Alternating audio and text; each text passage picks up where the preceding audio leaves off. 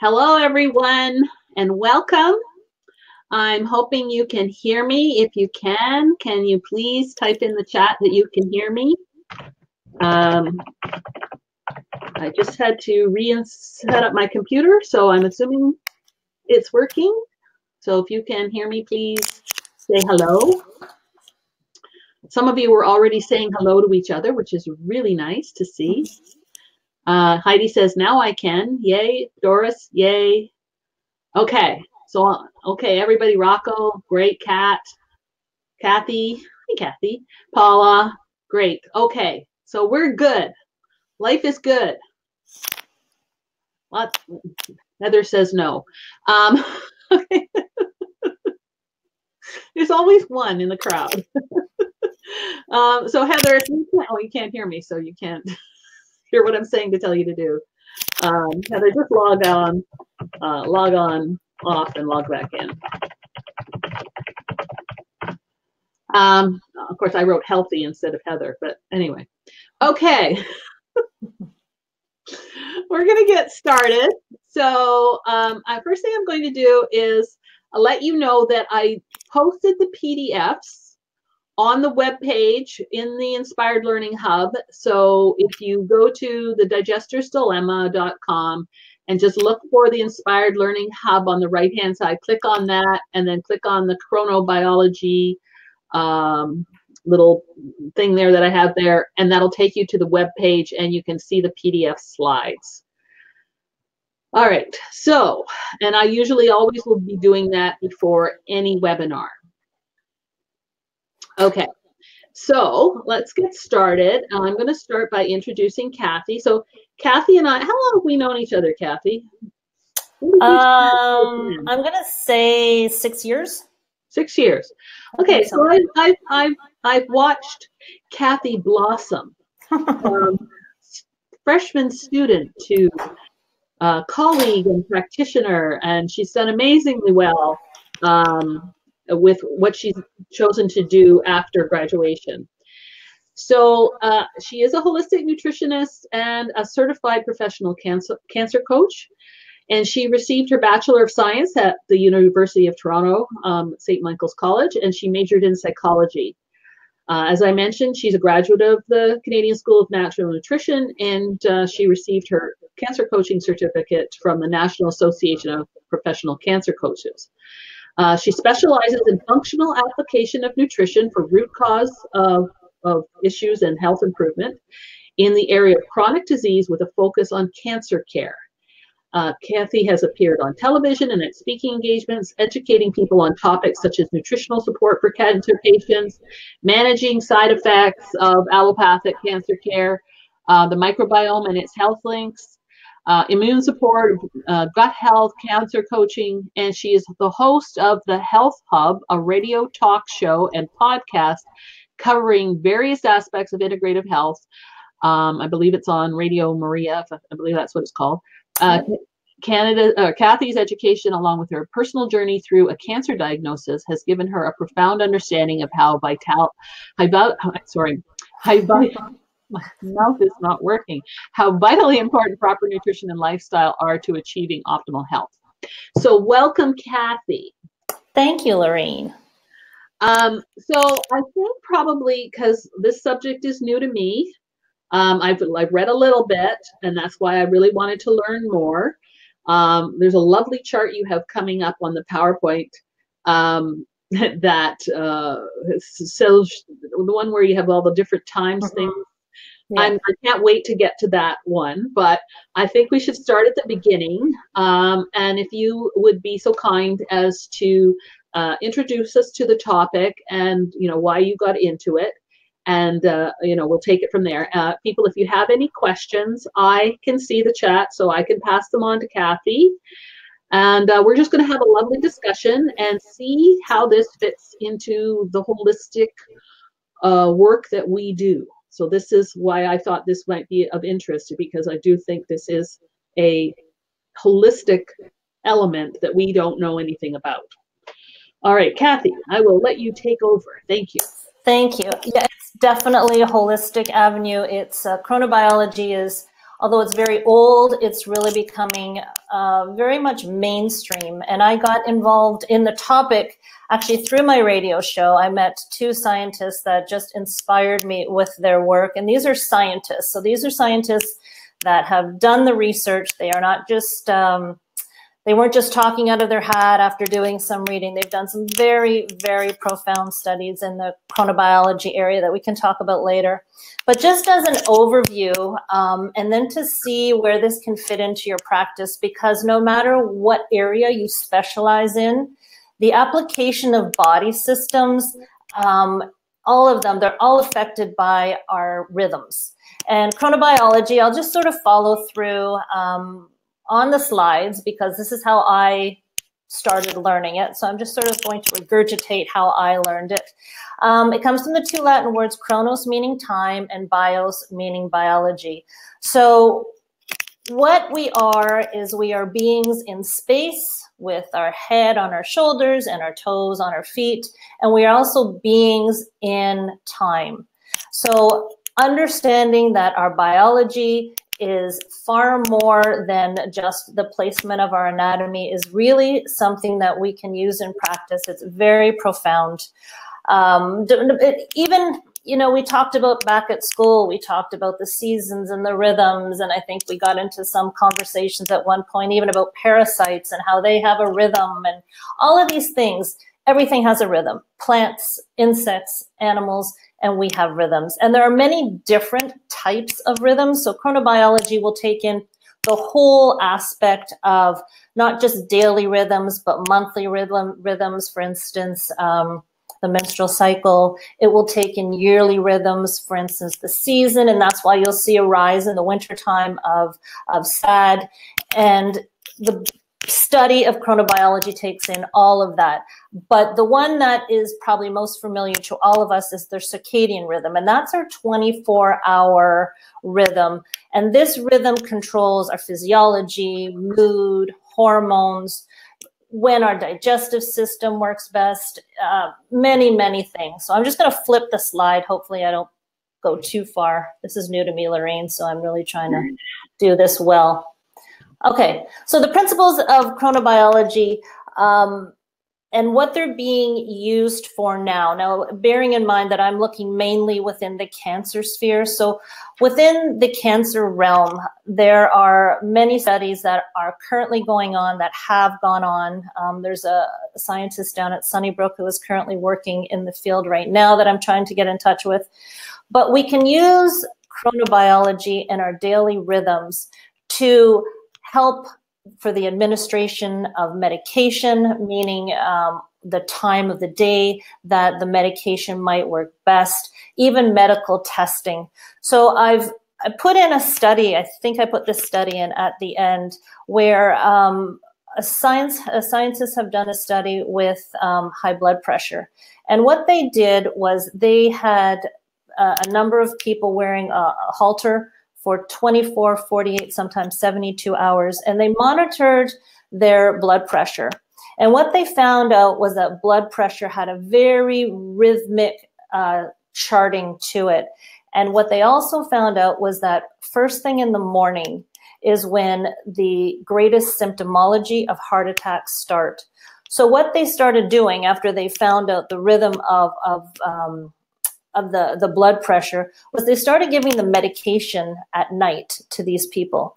And what they found out was through the years of studying that they could reduce heart attacks by about 50% just by changing the timing of the medication.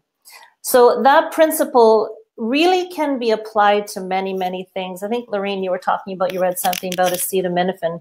So when we understand that our body has rhythms, our cells have rhythms, our organs have rhythms, understanding even in the basic form what this rhythmicity is can help practitioners help the people that they're working with. Just within the digestive sphere, our digestive system works the best really in the waking hours, in a zone somewhere between 8 and 5. Now this changes with people. We do have genes for chronobiology, and maybe I should flip to the next slide because I might be getting ahead of myself here.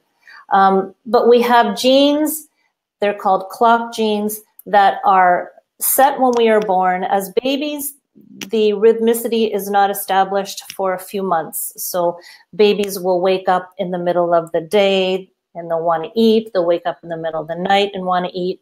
And it's exposure to two key things that will really start setting the rhythm of the baby's bodily systems, tune them up. And that is light, which is the key, and then to a lesser extent, food.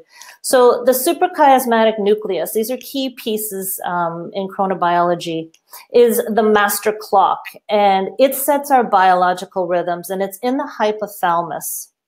And this suprachiasmatic nucleus responds to light and dark input mainly. This is the main response.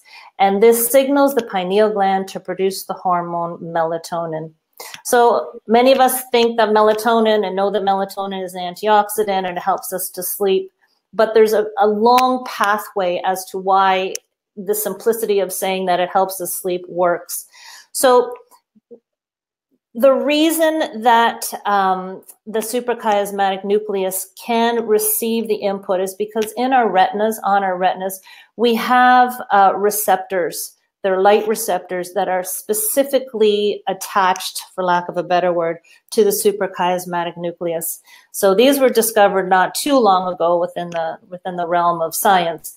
And it's now very well known that light and dark really set the stage for melatonin. Melatonin rises at night. It peaks at about 2 or 3 in the morning and then drops off. And that's when the cortisol starts to play. So if you just think about what we learned back in school, the HPA axis, you can start to understand now how chronobiology, how the suprachiasmatic nucleus, how sleep, how the light and dark pattern can really affect all hormones. So it really is a huge, huge thing. The studies are new. The retinas respond to blue wavelength light. And at that point, the suprachiasmatic nucleus signals the pineal gland to make melatonin. This is an issue, understanding now how blue light greatly affects the suprachiasmatic nucleus. Then you can start seeing how exposure to screens at 11, 12, 1 in the morning really start to mess up with our rhythm. So this is a really important piece. What I'm trying to do is, I'm going through this, is no matter what your specialty is, start to broaden your understanding of how you can use just the simple ideas of rhythms in your practice. So knowing how important sleep is and when to sleep and the screens, these are all things you can put into play tomorrow. I'm gonna flip to the next one. So Zeitgebers are external cues that can influence our biological clock. The key one, as I just mentioned, is light, but also the timing of food, medication, and exercise. So generally speaking, now we are all different, but we generally have a 24-hour cycle. It can go 25 or 26. It is dependent upon the genes you have. But generally speaking, exercise is, we're at our key for energy mid-afternoon. So exercising late at night can have an influence on our system. Taking medication, depending on what that medication is doing, can mess us up. So for instance, a simple one would be sleep medication. So if you took sleep medication in the middle of the day, it would totally throw your system off, which would just be a domino effect for every other process in your body. And then again, the timing of what we're eating. And I think when I get to the last few slides, or at the end, I've put in a couple of studies by Sachin Panda, Dr. Sachin Panda, and he really showed how the timing of when we eat affects our hormones, which again, it all is a big play on the bigger picture. So all of these things really are influencers on our biological system. Okay. Are we good here, Lorene? You can see everything? We are good. No, I'm fascinated. Oh. Okay, so now I went too far and I've just ruined the surprise. Hold on a sec. Okay, now I can't get my other screen up. I've lost my slide somehow. There we go. Okay, so what can happen when our biological clocks are out of whack? Diabetes, obesity, heart disease, mood disorders, even cancer. There have been studies showing that if melatonin is out of whack and a real depletion of melatonin, that can lead to cancer. There were some mouse studies done by that. So all of these things touch on our health. Where it comes for me and play with the cancer sphere is obviously diabetes and obesity. They have real effects. But just understanding too that mood disorders, it hasn't been linked specifically. It's not a one-way arrow that things that are messed up in our suprachiasmatic nucleus cause mood disorders, but definitely bipolar disease and other mood disorders, depression. People who have these diseases, their biological clocks are always out of order, always out of order. So if you're dealing with people that are, you know, on the cusp, people that may be having just some, you know, just the outer frames of depression, not someone who's in full-thrown bipolar, but you can see where this might come into play, having them sync their daily cycles properly. Anything that can help them sleep better will help. So what I find completely fascinating about chronobiology is we all learned that sleep was important, and now we're really learning why. We're really learning why sleep is important. Let's move on. Okay, so here's the, oh, I can just do it like that. I keep going ahead of myself. Hold on one sec. Okay, so here is, I stole this from somewhere, so I don't know where I got it. I couldn't see credit, so I just copied and pasted it. So hopefully no one's familiar with it. So this basically is our 24-hour cycle, and this is a great piece of information to have with you. Sorry about that. And this sort of shows our daily patterns of what is functioning. But within that, there are other functions too. So before I get into this, I want to talk about the liver. So the liver has lots of different functions. It functions for digestion, and then at night it functions for repair. So just within the framework of eating alone, if we eat too close to bedtime, our liver is working on digestion, and it cannot do the repair work that it's set up to do in the early hours of the morning. That's why we want to eat within a window and we want to repair within a window. But people who are doing exercise science, it's great to know that generally speaking, we are better mid-afternoon. Research has shown that most records that have been broken by Olympians have apparently been done mid-afternoon. So there are applications as far as that's concerned. So just going through, you'll see at the top is noon. So 2:30, our coordination is great. We have the fastest reaction time, about an hour later. Just working our way through here. Now the high blood pressure is very interesting because it's highest here. However, when we get over to the other side and first thing in the morning, what happens, the sharpest rise in blood pressure starts at about 6:45 in the morning.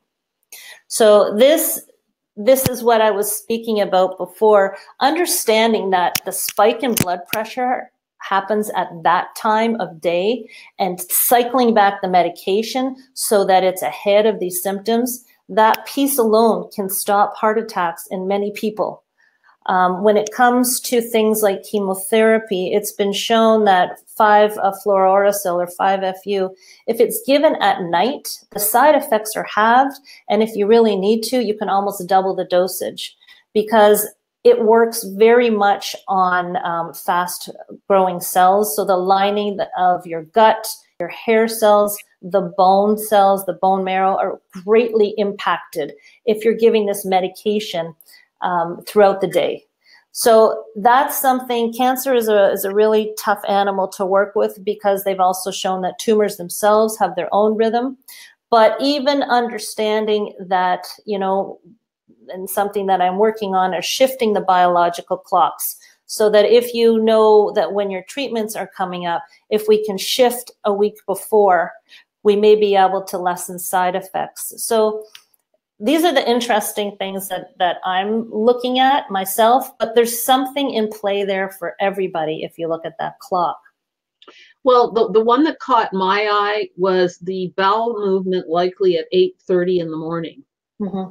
So if that's the case, many people are on the road driving to work at 8:30 in the morning. They're not in a position to have a bowel movement at 8:30. So if that were the ideal time and they're not having it, and obviously we have control, right? We have an amount of, yes, we have muscles down there tell us, and we don't want to poop, we don't poop, right? So what does that do? What kind, when they, and that might apply to any of these things, when they aren't doing what might be best at the right time, what does that mean? So let's say, let's look at bowel movements. What could that possibly mean? What it could mean is that we are shifting within ourselves our rhythms. And you can shift. Imagine moving from here to Australia.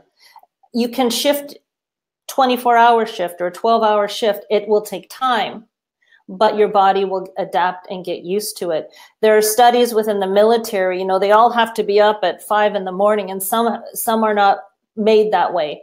But with time and with the same routine every day, that can be shifted. So that's why we're in a 24-hour range, but there is play in it. And it depending, they're called larks and owls. So those of us who adapt and are up earlier in the morning are called the larks, and those who like to stay up late at night are called the owls. And there are shifts within their clock that are different.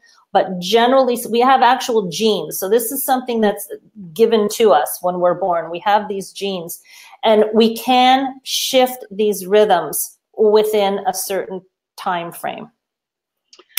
Heidi is making a comment here. She's saying it's interesting as it ties in with the research showing reduced side effects with chemo in early stages if done when fasting.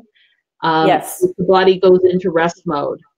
It does. The fasting, what I'm doing in clinic as well, the fasting, it plays another role because cancer cells respond best to glucose. So they are able to adapt. There's no question. Our cells adapt much better. So when you do fast 24 to 48 hours before chemotherapy, you're weakening the cancer cells. You're not giving them a time to adapt before you hit them with the chemotherapy. So you're able to hit them, hit those cells a lot harder. So it does work that way, but it's also the fasting beforehand will weaken the cancer cells and make them more susceptible to the chemotherapy. Excellent. I had a question, but now I can't remember what it was. So just keep going. Keep going? Okay, so let me see if I'm trying to remember. I'll think of it. Don't worry. Okay. Okay, I'm just trying not to skip any more slides.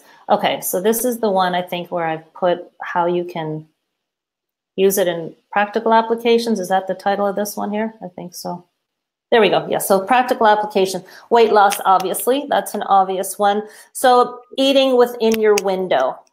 Eating within the time window. Okay, so optimal digestion is approximately between the hours of 9 and 5, 9 and 4.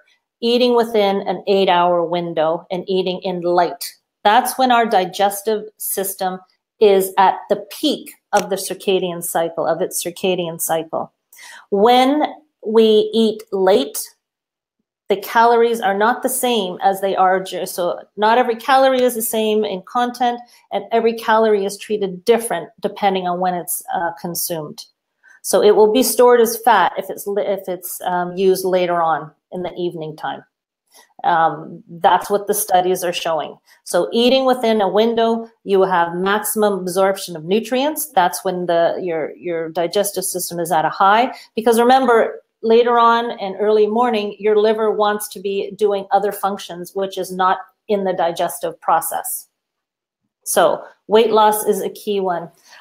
You can start by telling people the importance of healthy sleep routines. You don't need to know a lot about chronobiology to have people understand melatonin, you want that to spike at 10 or 11 at night and then fall off. And if you're not, you know, when you get that sleepiness come over you, if you're ignoring that and pushing through, that's messing up your circadian rhythms as well. Going to bed at the same, so we talked a little bit, Lorene, about the bowel movements. Sleep routines are important. They train the body.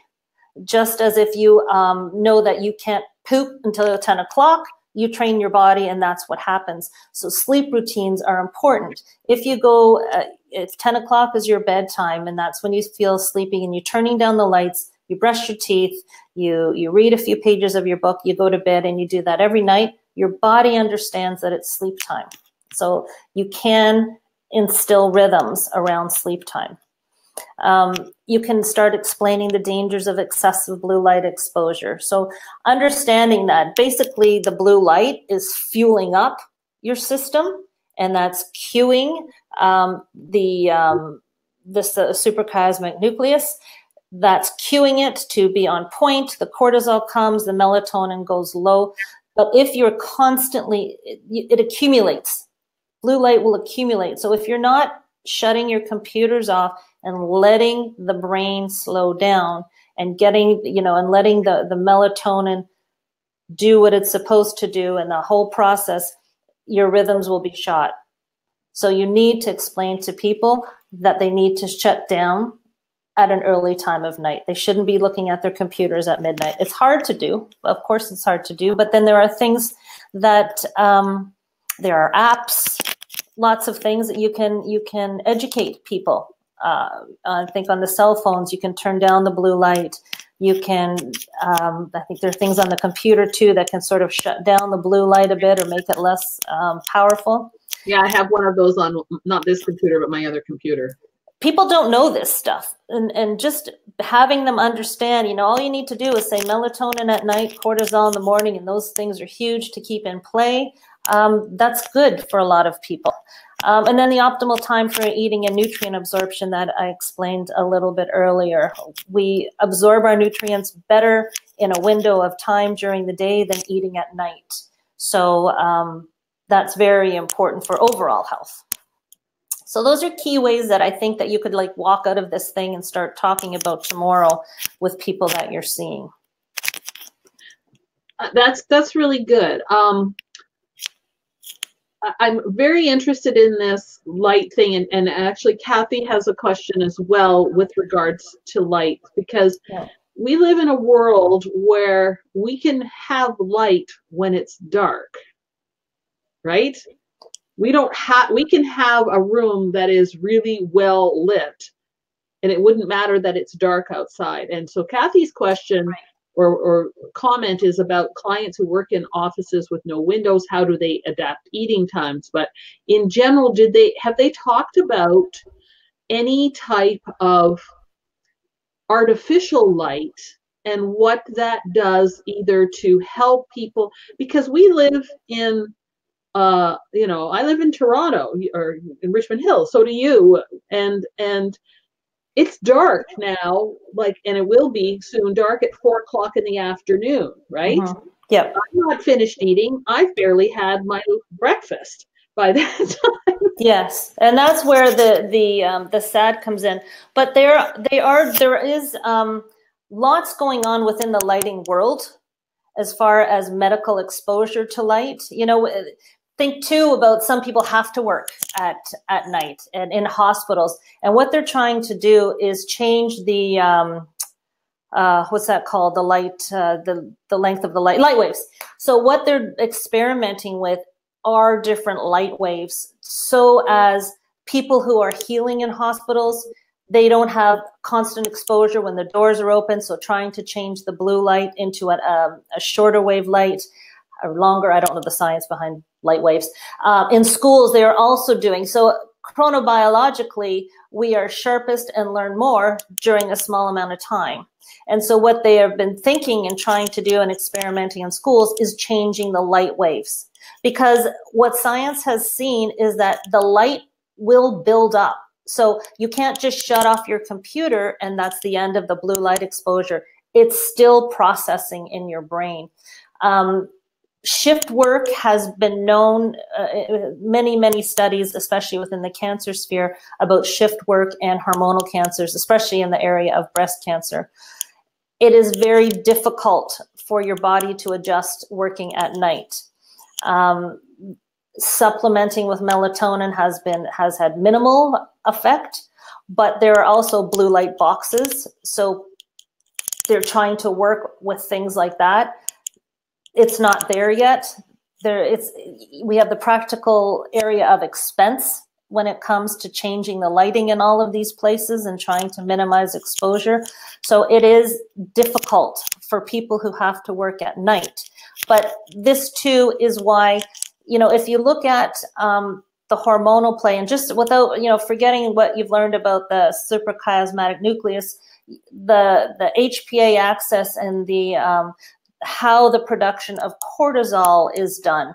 If you go through that pathway, you start to understand how all of, the melatonin, all of this sort of plays into mood disorders. So supplementing the way you would support the adrenals is recommended if people are sort of prone to depression when the light is much shorter. So supporting the adrenals, because basically what they're saying is it's too much cortisol that's happening. And then you're getting the adrenal fatigue, and you're getting some sadness, basically, is what it is during the day. So what I've read just recently is supplementing during the winter months, similarly for people who are prone to this, similarly as you would for adrenal fatigue. Interesting. So are they, well, I guess let me just ask these two questions from the audience here. So Helen is asking, do you recommend the blue blocker glasses? For what? So the blue blockers would prevent the eyes from getting that blue light from the computer screen, as opposed to the other option would be to have the software or the app, I should say, that you can download onto your computer that changes the white when you're getting the blue light. Yeah, at night, I don't know how they work. I've never used them. Don't think blue light is a bad thing. You definitely need blue light. So you need blue light at the right time of day. But whatever can stop that at night, yeah, because it's actually that particular wavelength that the retinas are responding to. Okay, and then Marella, your friend. Hey, Marilla. Would like to know how you would instill rhythms to regulate bowel movements. Sleep-wise, get your sleep-wake pattern. That is what's setting all of your circadian rhythms. So we're talking about, so the bowel movement was within a generally healthy circadian rhythm. Right. Does that make sense? Now she's saying hi to both of us. Anyway, okay, so there are far more questions than there are answers right now. Yeah, I'm getting that impression, which is normal. I mean, we have the same thing with the gut, which is another question I'll ask in a minute. But okay, so back to the light thing.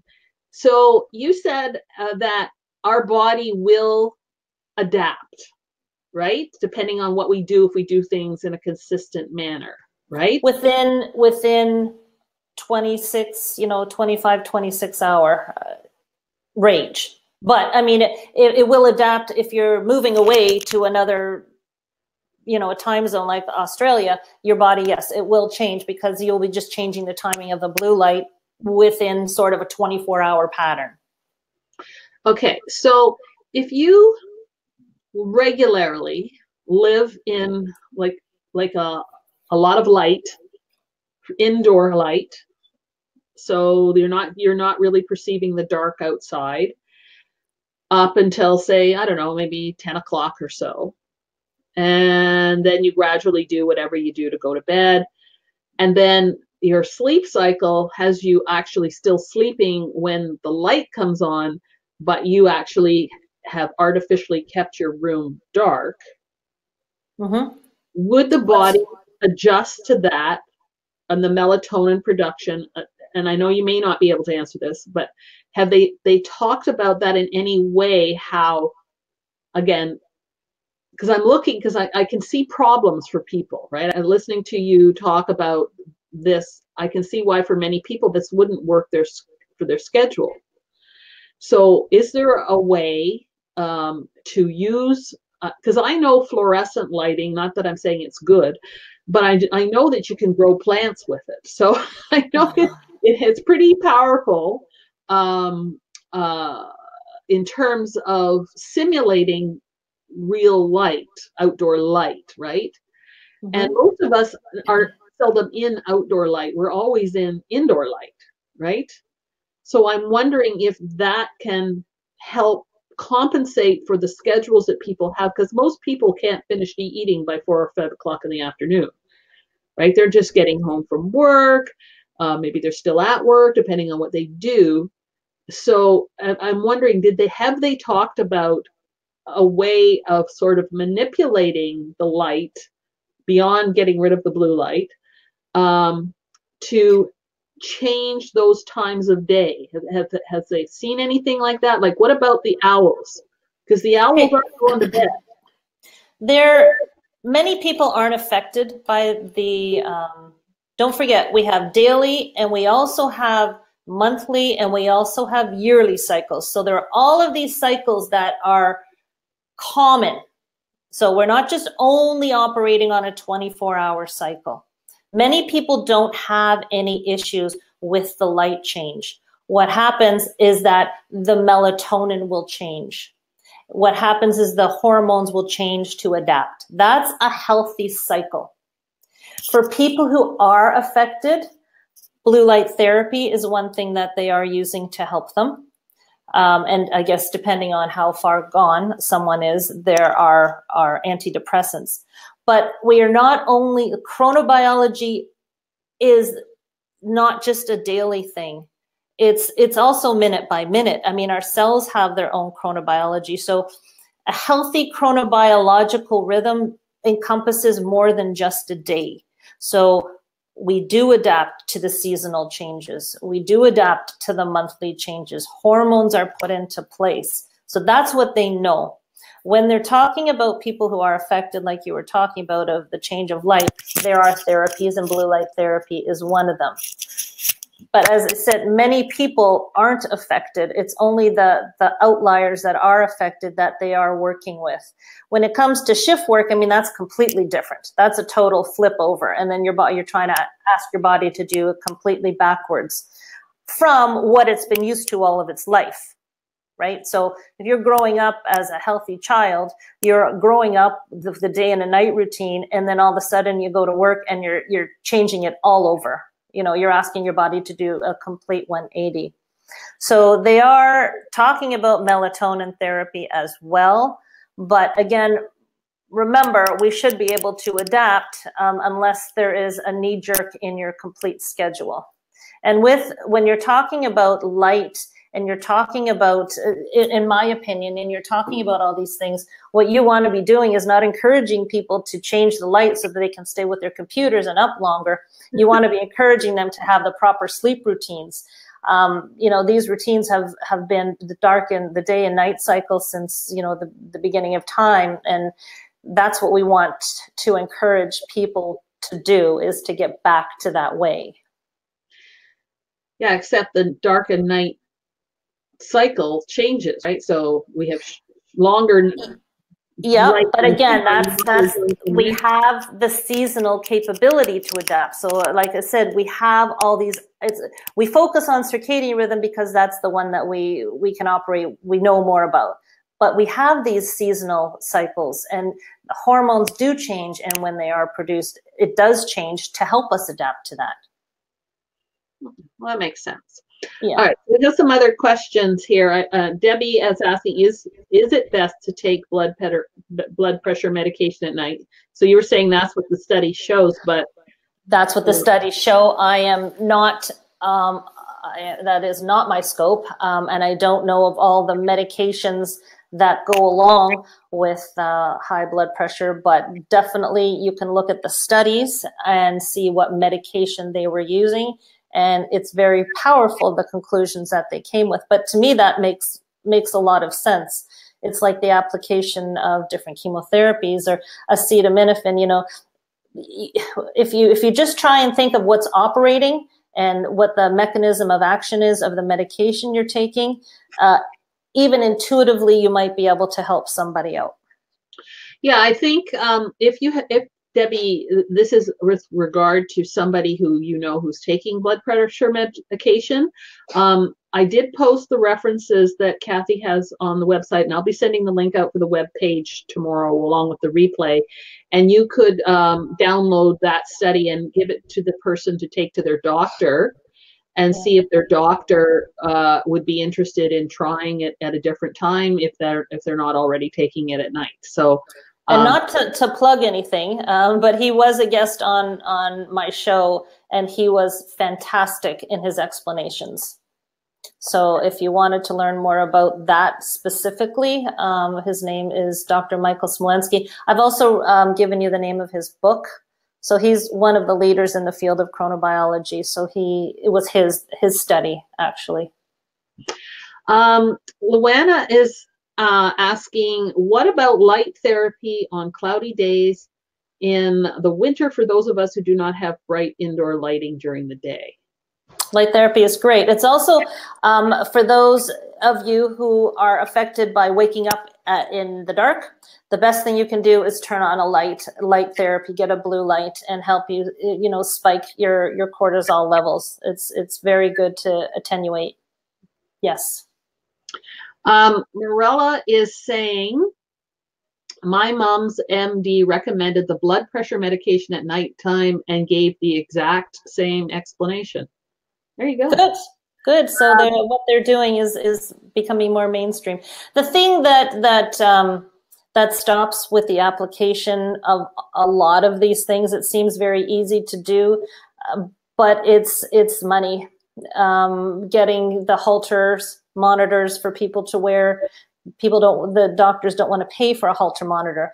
Taking your blood pressure at one point in the day is almost useless from what the studies are showing. Plus that, coupled with the fact that the cuffs themselves are so very old, you need to have, even if you've done a cortisol test, I think you've done one, Lorene, I know I've done, you're taking it different periods of the day. You want to see the rhythm. I mean, it's all coming back to the rhythms. And so maybe, because with Sandra's question here, this might be a good opportunity to talk about gut bacteria as well with regard to rhythms, because I know they're affected by circadian rhythms for sure and sleep cycles. But Sandra's asking, is there an ideal time to take antibiotics? So have you heard anything about antibiotics with regard? So what I heard about acetaminophen was, and I wish I knew, I read it somewhere. But basically what they said was if you take acetaminophen or Tylenol at night, it causes less damage to the liver, which to me was kind of, okay, if these are the circumstances, especially for medications, when people are on medications, this is good information, because more the same with what you said about the chemotherapy. So has there been anything? Have they looked at antibiotics at all? Well, antibiotics are generally given more than once a day, I think. So I think I know usually with food, if I'm not mistaken. So I think those are the parameters mainly. But again, if you look at the cycling, I mean, even something like antibiotics, if they have not been given a recommendation when to take it, you know now that during the day is when your gut is working the most and will take the hit the hardest because it's working. So if you can shift things to when they're not at their peak functioning, they will have less effect theoretically on, for instance, on the gut we're talking about right now. Similar, again, back to the chemotherapy. If you take it at night when the gut's not functioning, you have less nausea. So, well, Sandra's also asking about probiotics, but based on what you just said, if the body is working the hardest and the gut is working the hardest during the day, then taking probiotics during the day would be better than the evening, because that's when they're going to get the help from the probiotics, because the probiotics aren't staying, but they can help do some of the work if that's when the work is needed to be done. It seems to make sense. It would you take probiotics during the day, and perhaps an antibiotic. We don't know that for sure, right? Because it hasn't been studied yet, but perhaps the antibiotic is better in the evening. Yeah, and see, that's how I think that once you start thinking that way, if there's no harm to be done in changing when things are given, and you start thinking, imagine the power that you're giving somebody. And this isn't known by a lot of people. Intuitively, that makes sense to me, and that's where I recommend probiotics be taken, because you want the gut functioning when they're coming in. That's when you want it. Impact on the liver is less at night. That's the reparative detoxifying piece of the liver production, not indigestion. So again, anything harmful to the liver, to me, you'd want to take towards the night. And they're finding a lot of medications they think is better taken at night. Okay, so from that perspective, so you've started applying, sorry, first of all, before we get to that, is there anything about the gut bacteria that you have heard? The gut bacteria has its own rhythmicity too, and it has separate from ours. The more I read about the gut and bacteria, the more I think that we're here at their will. They have their own complete circadian rhythm. It is, from what I've read, lockstep with ours to a degree. So that's why you want to eat during the day, because that's when your bacteria will be working and the absorption and all of that stuff. Who knows? We may find out that it's been actually the gut that's been setting the circadian rhythms, but I think we are the manifestation of bacteria. That's what I think. Yeah, I mean, the more I read, but it would make sense that it would be in lockstep with the rest of our system, and probably is having its own feedback as well. That would be my idea. I mean, the gut is where serotonin, a lot of serotonin is produced, and serotonin melatonin connection, who knows? Okay, so we have some other questions here. So Lucy's asking the ideal time for exercise, and it's for a client that works an afternoon shift. That's when the ideal time of exercising is. So unfortunately, that's the ideal. That's chronobiologically and circadian wise, that's the ideal. But as we mentioned, you can train your body to adapt. So perhaps before he starts work, which would be later in the morning. Yeah, like when I looked at that circadian chart months ago, it was right with me. I can't exercise in the morning.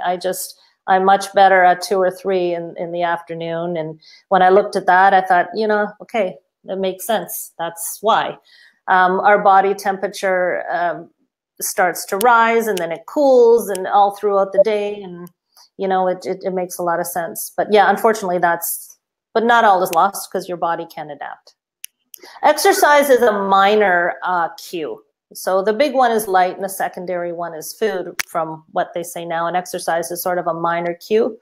But exercising late at night is not ideal. Fernanda is asking about SSRIs. Has there been any research on those and when they're best taken? No, there may have been, but nothing, unfortunately, I've read. I don't focus on that as much. And Doris is asking if you find there are much more cases of cancer in shift workers. Yes, that's documented. Nikki's made the comment pineal gland. I'm not sure if that's an answer to somebody else's question. But anyway, I just thought I'd mention it since she mentioned it.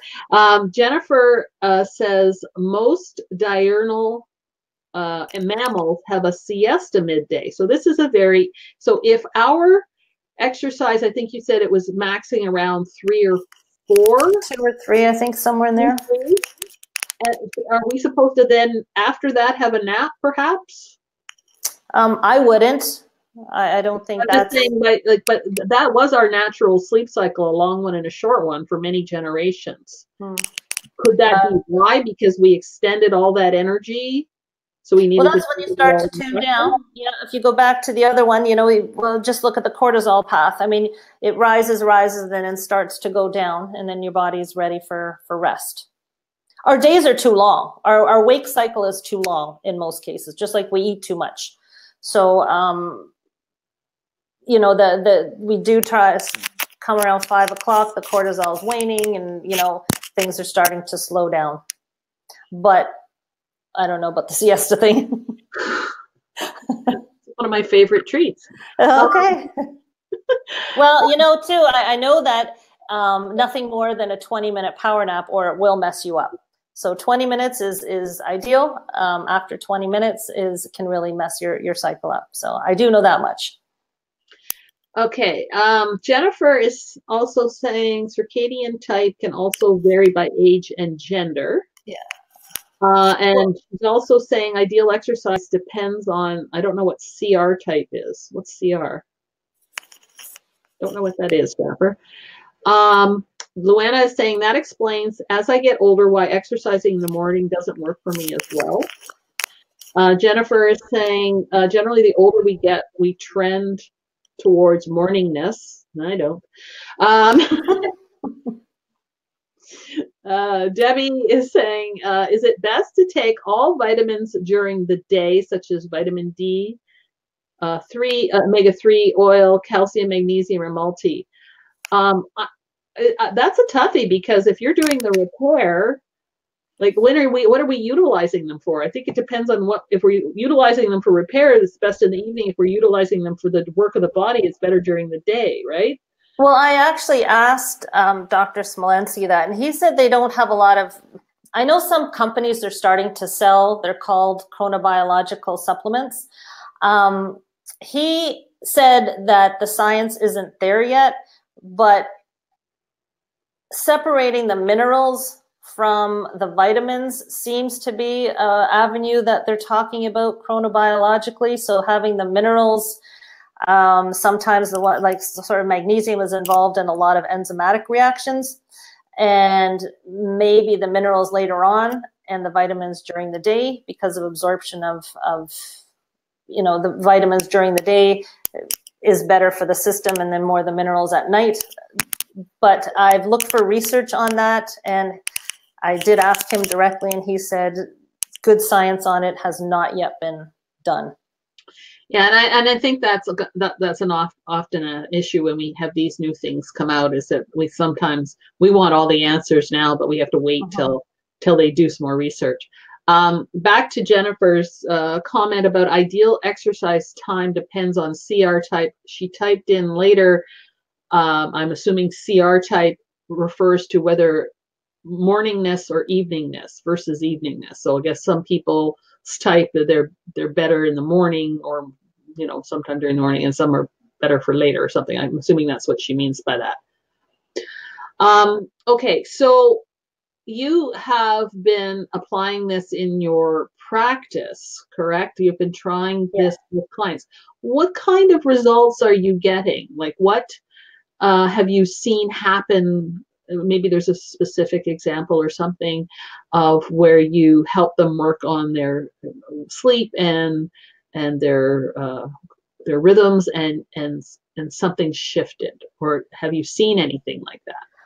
I have seen people better able to absorb their nutrients. So in our clinic, we are dealing with very sick people. Unfortunately, we haven't got to that stage where people are in a prevention. They usually, most come to us when they're not happy with the results they've been getting allopathically. So within that sphere, what I'm trying to do now is, when they come in, say with a chemotherapy regime or with a medical regime, we are starting to do, we do the calorie restriction. Right off the bat, if someone's not cachexic, I'm asking them to curtail their eating. So what I'll do is I'll start off with 3 hours before bedtime. And then what will happen is, if they are healthier, we can extend that so that they're fasting within a 12-hour window. And a lot of them are seeing better sleep. They are seeing their stress levels a little bit better.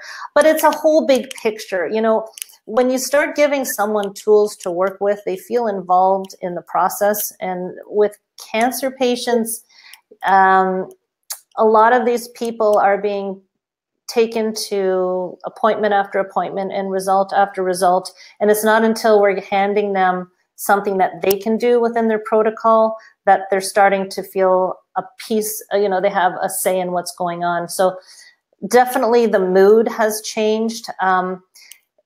And again, it's like everything. We are seeing very good results.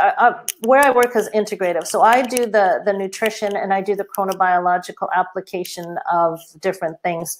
If there's a botanical that the doctor is working with, we might suggest when to take it because of what the particular chemical makeup of it is. But what I'm doing personally is I'll ask them to exercise, because we're dealing with people that are often very exhausted. So what I'll do is I'll ask them to exercise, and that could just mean getting up and walking around more towards the afternoon, getting them better nutrient intake because I want them to eat in a shorter window, and it helps them to sleep. And that circulates into more of, when they sleep better, they have better outcomes with their therapies. So we are seeing that. We're seeing people getting through their therapies well. But it's hard to know. I can't draw a straight line. All I know is that people are doing well. Yeah, and again, if ever there's a difficult condition to be trying to see and assess an improvement, cancer would be it. It'd be easier to see this if you were dealing with someone with depression or somebody with bloating or something like that, because if they changed a few things and it went away, you could make a much more direct line. You can't do that with cancer because it's so complex within the body as to what is going on. But they're tolerating their therapies well. That's a big piece. Now, it's not just the chronotherapy, it's a piece of what's going on, but what we do, people are tolerating, and that's a big thing, to be able to get through their treatments. They're able to tolerate them. We have many, many people successfully getting through their treatments, higher than without any sort of supportive care, any sort of integrative care. Now, I'm assuming they're still getting their chemo during the day because that would be up to the oncologist. Have you come across any oncologists that are trying it at night? No, I mean, and that's the issue is if there's they're taking it by tablet, we may have some say. We could never step on what the oncologists are saying. Theoretically and practically, for the most of the medication is given through a pump or through IV. They're just not going to pay people to do a night shift. That's not there yet. So practically speaking, there are some studies going on where people are taking medication home. These are within a study group, so it's obviously a small group compared to all the cancer patients, but they're taking their pump home, the ambulatory pump home, and they're getting great results. So what they can do is they've got some sort of a blood test that will actually pinpoint their circadian rhythms, and then they're applying the chemotherapy according to their circadian rhythms. So it's very interesting, but we're nowhere near that here. It would be a whole changeover of a whole system. I mean, imagine asking, doing chemotherapy at night.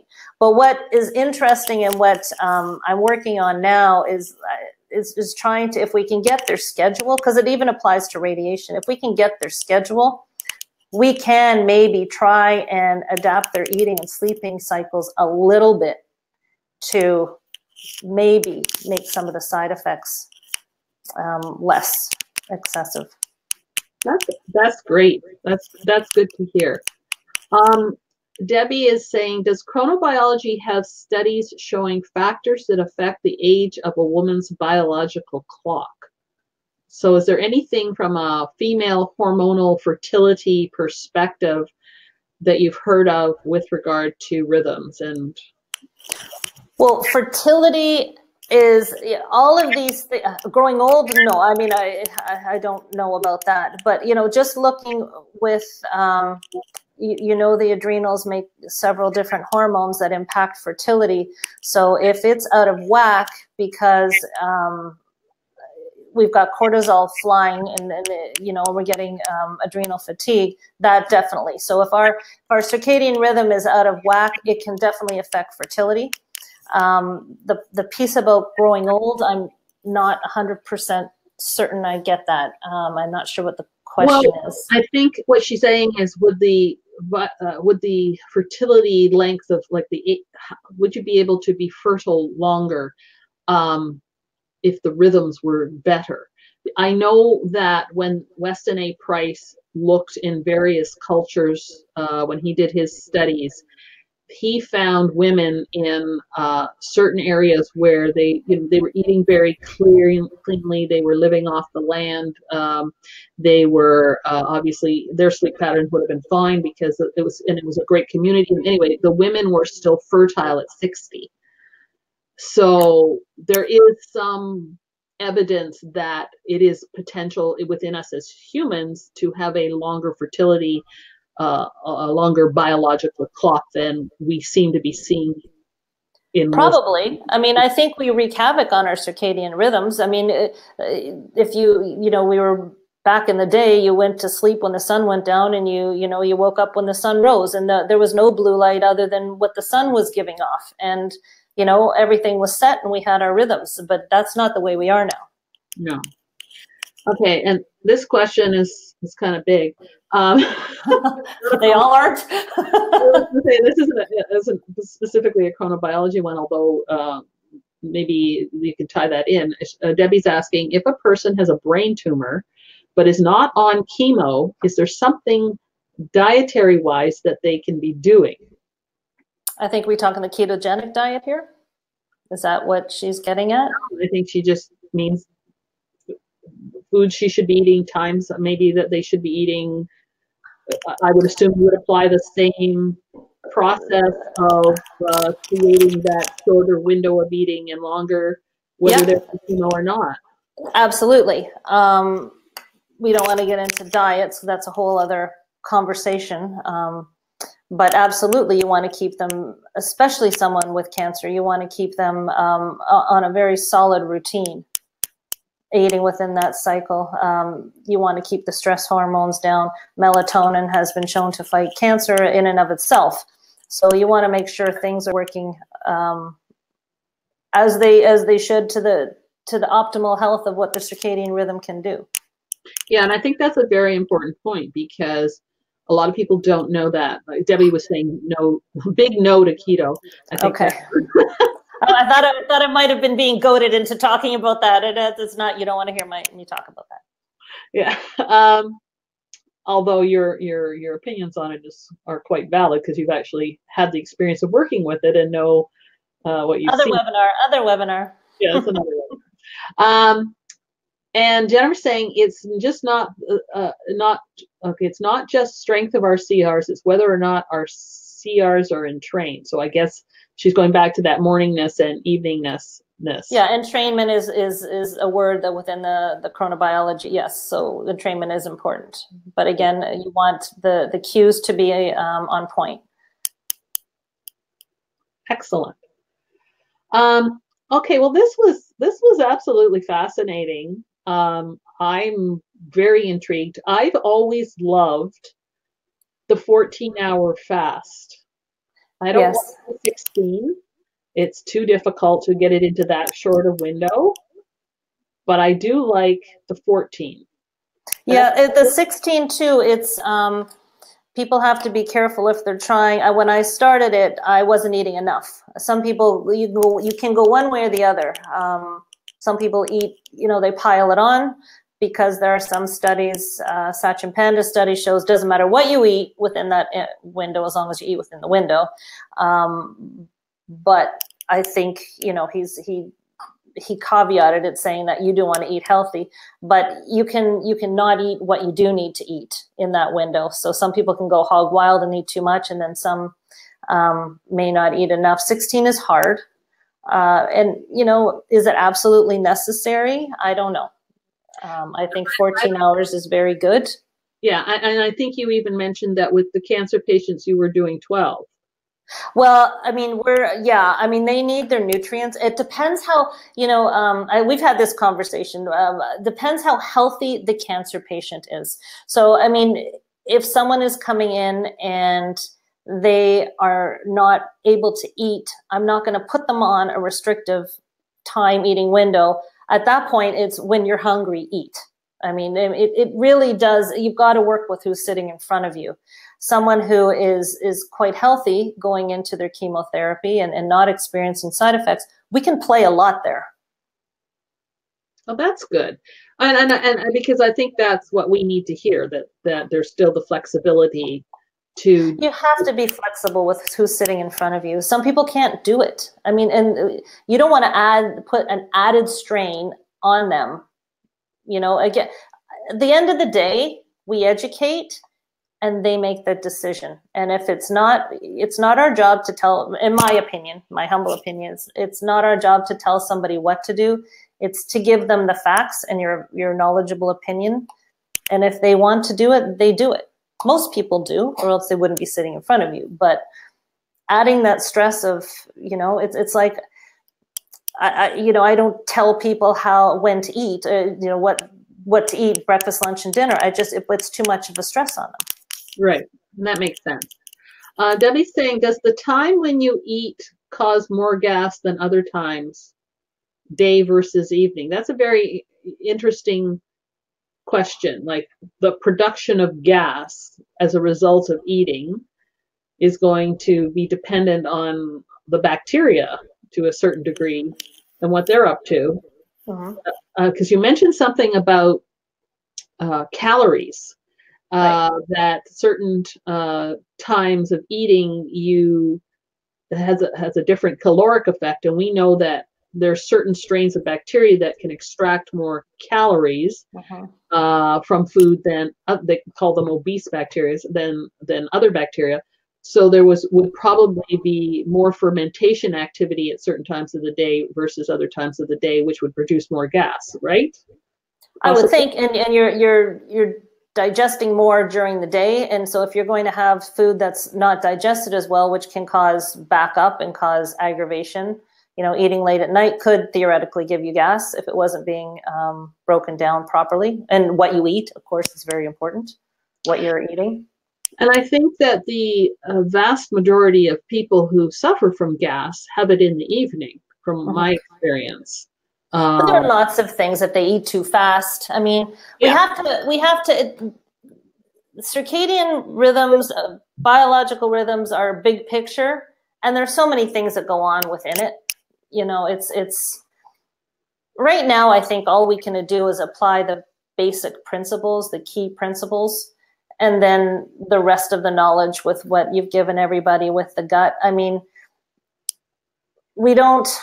it's just the science, and there's not a lot we can do except lifestyle, which is your timing of eating and sleep.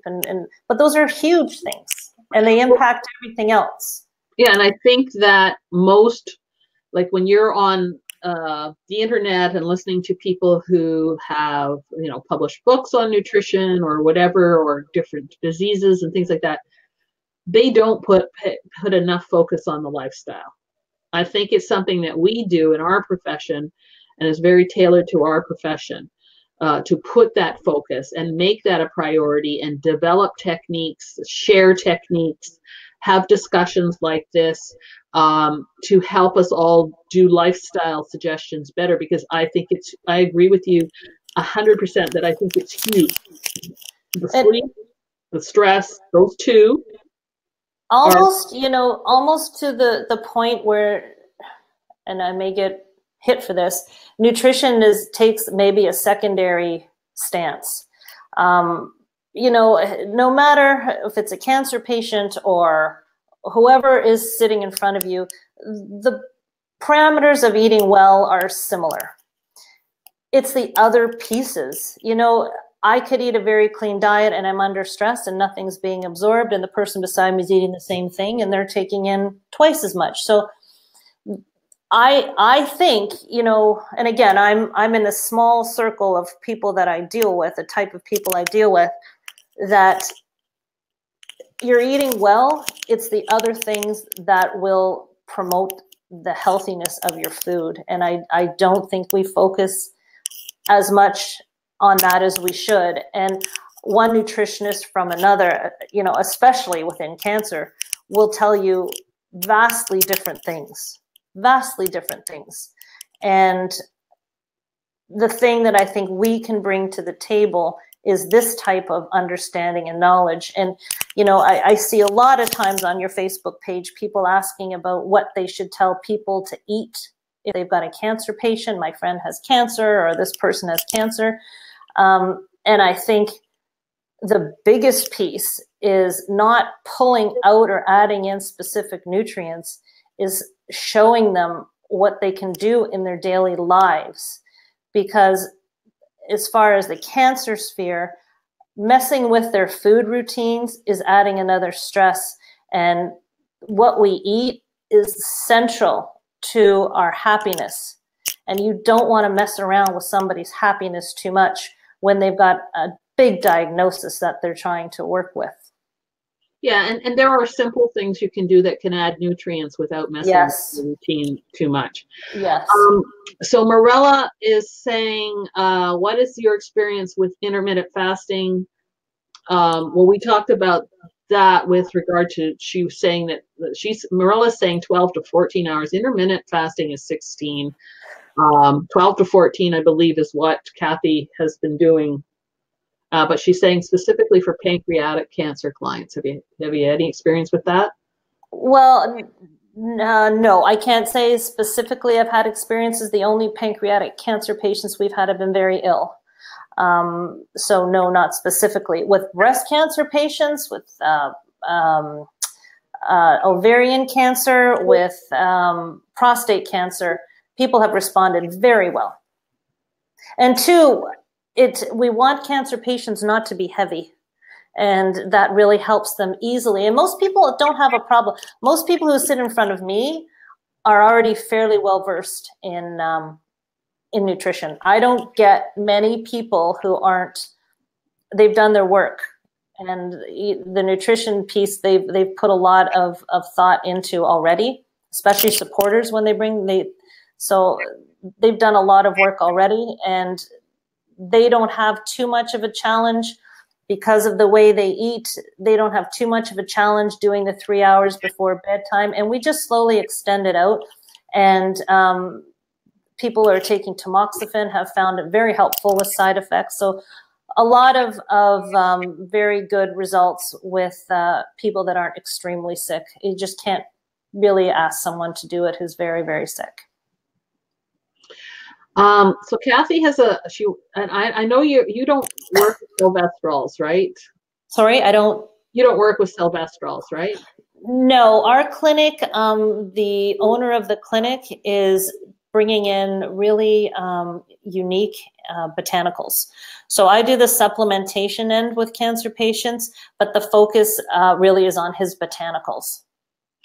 Okay, so for those of you, I'm just going to run this by you because I know quite a bit about silvestrols. So silvestrols are found in plants. They're antifungals found in plants. And the way that it was explained to me that they work for cancer is there's a enzyme, CYP1B1, that can turn cancer. The silvestrol can turn that enzyme into a cancer cell killer. So that's how the researchers found this years ago, and then they were developing a drug for it, and then they started looking for plant compounds that do the same thing. It's like a Trojan horse, I think. Yeah. So if you were saying that one of the reasons the chemo works better at night is because the cancers, especially if they haven't eaten for a bit of time, the cancer cells are weaker. Right? Or the tumor is weaker. Did you say something like that? Yes, yes. Yeah. So I would suggest then that if that's the case, then taking the silvestrols at night, since their job is also to kill the cancer cells, would also probably apply. But you might want, Kathy, to contact the silvestrol people to see if they know anything more about this with regards to chronobiology. Okay. They're pretty on. Not you, Kathy. Kathy that's asking the question. Oh, okay. Well, see, plants themselves have their own chronobiology, and the interesting thing when we're working with the botanicals at our clinic is that the timing of when they're picked and their optimal nutrients. So some plants need to be picked at night. Some plants are better picked during the day. And when they're harvested, they have higher potencies. That's very interesting too. And that's another piece we're trying to figure out how to work in. Kathy F is saying that the Silvestral people were clear about taking it morning and night, but I think they're doing that, Kathy F, because they want it there for a 24-hour period. But if they knew about this, they might have it so you take more in the evening and less in the morning. Still get the because I know you take it at 2 specific times. I think it's morning and then noon or something like that. Anyway, it'd be interesting to pass this along to them about the chemo and see if they think that. Because they're pretty open. They're pretty open people to using new information as it applies to the Silvestrals. All right. Well, I don't see any more questions here. And this has been great. There's a lot of really good questions here. And you know your stuff there, Missy. I'm trying. I'm learning and learning every day. I read lots and lots of material. I want to get into actually the genes. So that we actually have gene clocks, the Baum-1 and PER2 they're called, and I was just reading about how some people have melatonin production only during the day, and it could be a reflection of abnormalities in these genes. So it's very interesting. I think it's called Smith's disease or something like that. So they only produce melatonin during the day, which obviously wreaks havoc. Oh, I'm sure. Mm-hmm. But very interesting stuff. I'll never know enough.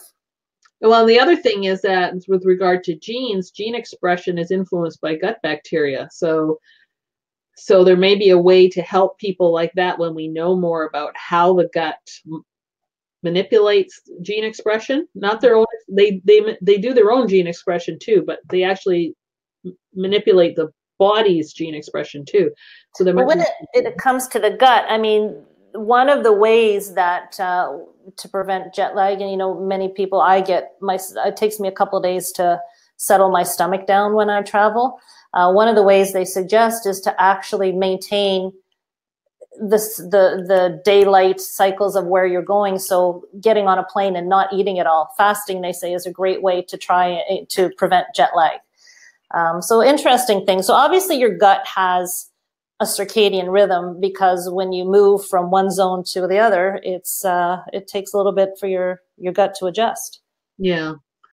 Fascinating stuff. It is. Okay, well, we're getting lots of thank yous now. So that means Dorothy and Lucy, they're all saying thank you. Paula's asking if there's a replay.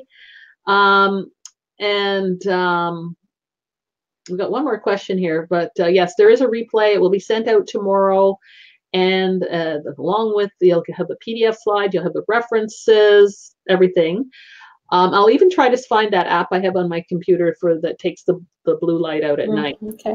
And then, but the question then is, do any of you two have experience with Mimosa pudica? I'm using it to get rid of parasites, but I seem to get insomnia. I've only read about it. I've never used it. Have you? Never heard of it even. Yeah. I read some really good stuff. There was some studies about it and things, but maybe the parasites, they like to fight. So that could be what's going on there purposely. That's it. Carrie said it. One of the blue light apps is called Flux. That's the one I have. Oh, thank you, Carrie. Now I don't have to go too far to look this up now. Does the circadian rhythms affect hair growth phases? Ever heard anything about that? I haven't. I would imagine hair growth is very quick. That could probably be an easy Google. I would think that would be not too hard to figure out. Yeah. But no, I haven't. No, I don't know anything about that. I know that all the hairs on your head grow at different rates. Oh, was that right? I didn't know that. I don't know much about hair. I'm very narrow in my field. My hairdresser told me that. I said, it's my imagination that one side seems to grow faster than the other, but now it's not your imagination. Maybe because you're sleeping on one side. Maybe. All right. Well, thank you very much, everyone, for attending. Look for the replay link tomorrow and all the information. And haven't figured out what I'm going to do in December, but I was going to do one thing, but I don't think I'll be able to do it because I don't think these renovations in my house will be done in time to do it. I was going to have like a party online, with my new kitchen, but I don't think everyone eats together. Yeah, virtual dinner. Anyway, thank you very much. Thank you, Kathy. This was wonderful. You did an amazing job. So just good night, everyone, and have a good evening. Thanks, Lorene. Thanks for having me. Okay.